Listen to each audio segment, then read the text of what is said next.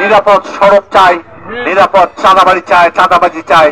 সারা বাংলাদেশ টক করে ক্যামেরা ম্যামেরা চালাবে না ভাই, ভিডিও বন্ধ করেন।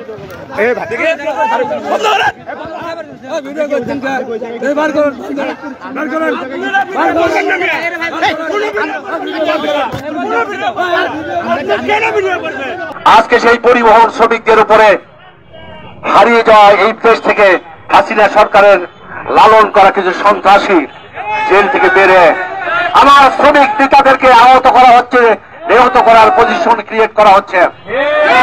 আমরা প্রতিবাদ করেছি, আমরা প্রশাসনকে বলেছি যারা এই ঘটনার সাথে জড়িত তাদেরকে গ্রেফতার করা হোক। তারা প্রশাসন আমাদের সঙ্গে সবসময় কথা বলছে। আমি প্রথমেই বলি, আমরা সেনাবাহিনী, এদেশের পুলিশ বাহিনী, এদেশের বিডিআর, এদেশের সকল সশস্ত্র বাহিনী আমাদের ভাই। তাদের সঙ্গে আমরা কোনো সংঘর্ষে লিপ্ত হতে চাই না। আমরা চাই না এই রমজান মাসে গাড়ি বন্ধ করে সাধারণ মানুষকে বেকায়দায় ফেলাতে চাই না, কিন্তু আমাদের দাবি আদায়ের জন্য আমরা যা যা করা দরকার তাই করব। যে সন্ত্রাসীরা পরিবহন শ্রমিক নেতাদের গায়ে হাত দিতে পারে, সেই সন্ত্রাসীরা আজকে দেশের মানুষের জন্য এখনো নিরাপদ নয়। আজকে স্বেচ্ছাসেবক লীগের সেই নেতা গত পরশু দিনে আমার চেন মাস্টারকে ওই স্টেশন থেকে ধাওয়া করেছেন, সাতপাতার সামনে যে তাকে ধরে তার মাথায় চাকু এবং দাও দিয়ে আঘাত করেছেন পরশু দিনে।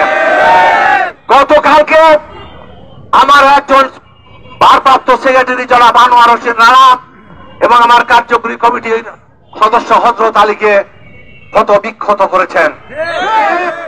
আমরা সবে মাত্র প্রতিবাদ করেছি।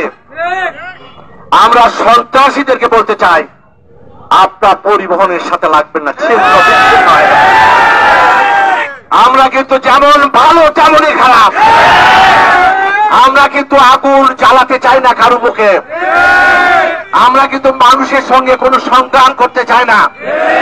আমরা চাই, আমরা যতক্ষণ পর্যন্ত ন্যায়সঙ্গত বিচারের জন্য আন্দোলন সংগ্রামে আছি, ততক্ষণ পর্যন্ত আমাদের উপরে কেউ আঘাত করলে আমরা যখন দেওয়ালে পিঠ থেকে যাবে তখন কিন্তু আমরা ঘরে বসে থাকবো না। ঘরে বসে থাকার সুযোগ নাই। একটার পর একটা ঘটনা ঘটাবে আর আমরা ঘরে বসে থাকবো। 17 বৎসর আমাদের উপর নির্যাতন করেছে। 17 বৎসর আমাদেরকে যেখানে খুশি সেখানে সে জায়গায় ফেলে দিয়েছেন।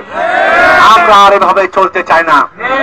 আমরা নিরাপদ চাই, নিরাপদ সড়ক চাই, নিরাপদ চাঁদাবাড়ি চাই, চাঁদাবাজি চাই, নিরাপদ থাকতে চাই এবং সন্ত্রাস মুক্ত বাংলাদেশ গড়ার জন্য আমরা সকল প্রশাসনকে সহযোগিতা করতে চাই।